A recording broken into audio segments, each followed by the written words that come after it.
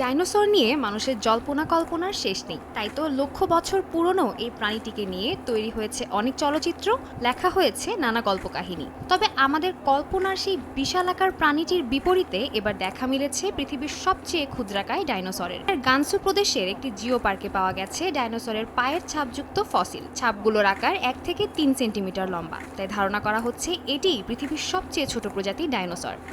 China university of Jio সায়েন্সের সহযোগী অধ্যাপক শিন লিদা জানান, নতুন এই আবিষ্কার তাদের গবেষণায় বেশ গুরুত্বপূর্ণ প্রমাণিত হবে।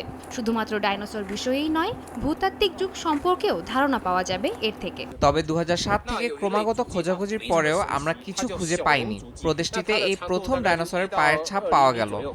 চলতি মাসের শুরুর দিকে টানা বৃষ্টিতে জিও পার্কটির ভেতরে বেশ কয়েকটি পাথর পরিষ্কার হয়ে যায়। তখন পার্কটির ডাইনোসর জাদুঘরের কয়েকজন কর্মচারী এই ছাপগুলো খুঁজে পান। বলা হচ্ছে ফসিলগুলো ক্রেটাসিয়াস যুগের।